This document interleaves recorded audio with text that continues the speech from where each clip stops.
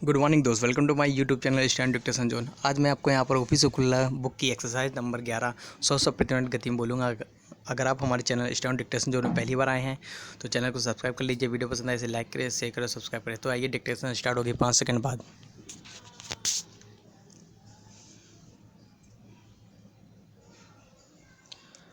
Start. अध्यक्ष महोदय, मैं देश की जनता के सामने अपना एक संदेह रखना चाहता हूँ। राष्ट्रीय परिषद की बैठक क्यों बुलाई गई थी?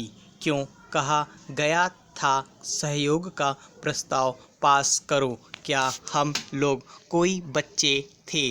क्या हमारे मन में यह लालसा थी कि किसी प्रधानमंत्री के दरवाजे पर हमारे सहयोग की भीख स्वीकार कर ली जाए? प्रधानमंत्री की मैं इज्जत करता हूं, लेकिन उनकी एकाग्र दृष्टि के ऊपर मुझे तरस आता है। इसलिए बार बार मैंने कहा कि इस लड़ाई में हम सब साथ हैं, क्योंकि यह लड़ाई किसी पार्टी के खिलाफ नहीं, यह लड़ाई है देश की मर्यादा की, प्रतिष्ठा को बचाने की लड़ाई। इस देश को बचाने की जिम्मेदारी आज करोड़ों दिलों टूटे हैं और इस दिल को आप नहीं जोड़ सकते। आप अपने भाषणों से उसको फिर से जागृत नहीं कर सकते। 1.5 करोड़ सिखों के साथ जब कुछ हुआ था तब भी मैंने कहा था मत करो इस काम को। उस समय हमारा बड़ा उपहास हुआ था, बड़ी कटु आलोचना हुई थी। इतिहास इसका गवाह है। क्या हो रहा है आज पंजाब में? क्या उसको आपने सेना के बल पर दबा दिया? 15 करोड़ मुसलमान जो भारत में हैं, ये सब अरब से नहीं आए, हमारे ही घर के लोग हैं।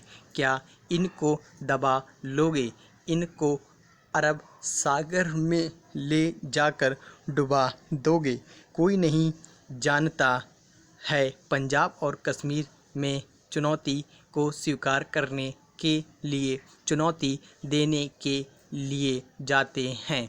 अयोध्या में राम की भूमि में जहां हर किसी को मानवता का, प्रेम का संदेश सुनाया गया, मैं अटल जी से निवेदन करूंगा कि आज से छोटे दायरों को तोड़े। जो पश्चात उनके दिल में उस दिन था जब उन्होंने इंडिया अब्रॉड को बयान दिया था कि क्या आडवाणी की गिरफ्तारी से सब कुछ बदल गया? क्या परिस्थितियां, वास्तविकताएं बिल्कुल टूट गई? क्या आपकी मर्यादाएं उस दिन बिखर गई? प्रदेश को बनाना होगा। कई गिरफ्तारियां होती हैं, कई बार लोगों के साथ ज्यादतियां होती हैं। उन ज्यादतियों से जो किसी एक नामाकुल आदमी की हरकत से होती है, उसके लिए क्या देश के ऊपर इतनी बड़ी लांछना लगाने के लिए तैयार है कि सारी दुनिया आज कहे कि भारत में धार्मिक आज़ादी मिटाने की कोशिश हो रही है? NIC की मीटिंग में मैंने आडवाणी जी से कहा था कि मैं कल्याण सिंह को समझ सकता हूँ, पटवा जी को समझ सकता हूँ, उनको भोपाल और लखनऊ चलाना है, लेकिन आप विरोधी दल के नेता हो और देश चलाने की इच्छा रखते हो। आपके ऊपर यह जिम्मेदारी आ भी सकती है। क्या कभी सोचा है कि दुनिया में इसका नतीजा क्या होगा?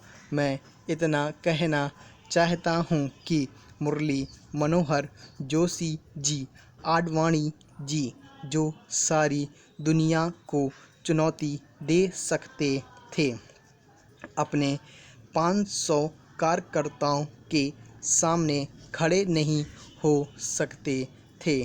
क्या आप देश को चलाओगे? क्या आप राष्ट्र को इस कठिन समस्या से निकालोगे? इतिहास बड़ा कठोर, निर्णायक होता है। वह किसी को क्षमा नहीं करता। देर लग सकती है, लेकिन वह निर्णय करके रहेगा। स्टॉप। तो आपकी यह डिक्टेशन कंप्लीट हो गई। बीच में थोड़ी तेज़ हो गई थी, बीच में शायद 110 तक की स्पीड में हो गई थी। तो आशा करते हैं आप लोगों ने अच्छी तरीके से लिखा होगा। अगर आपको यह कंफर्म 100% में चाहिए बिल्कुल, तो आप कमेंट करके बता दीजिएगा, आपको दोबारा अपलोड करते दीजिएगा। Thanks for watching this video.